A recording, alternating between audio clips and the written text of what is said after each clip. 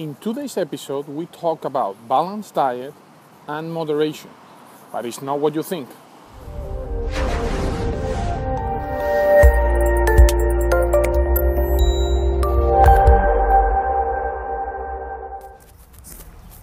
Hello, my friends. Walking and Talking Show, episode 18, with your host, Francisco Carreño Galvez, the eclectic guy. How are you?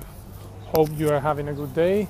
I'm enjoying a gloomy day in New York City, Brooklyn to be exact. And as you see in the intro of the show, we're going to talk about the concept of a balanced diet and a little bit of the concept of moderation. So basically, I want to bring a very interesting idea of certain elements in a balanced diet. One of them I am particularly anal about it, and how Dr. Abraham Hoffer, a super famous psychiatrist, put this example with this particular nutrient very, very clear, and I'm going to bring it to you. He said, we finally discover the right amount of added sugar in order to have a balanced diet.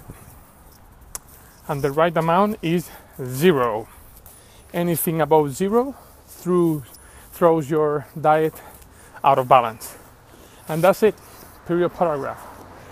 So there's no such a minimal quantity of sugar added. Additional sugar. Don't give me the excuse of, oh yeah, but the sugar contained in the food. I'm talking about added sugar, which comes sometimes in the food that we eat because it's processed with sugar. And this leads us to the second concept, which is the moderation. Because when I explain to my clients, to my friends, to everybody, people who know me that know that I rant like crazy about health, and I'm like a hater of sugar. I mean, that's me. People say, hold on, Francisco, in life, you cannot go to the extreme, everything in moderation. Have you ever heard that? Probably you are one of the person that said that, one of the people that said that. I'm gonna tell you something.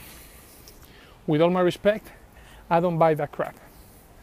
Because following the same logic, I'm going to tell you extreme examples. If everything in moderation is what you think the way for optimal health or for your life, okay, let's give our little kids a little bit, just a little bit of alcohol, a little bit of heroin, and a little bit of cocaine.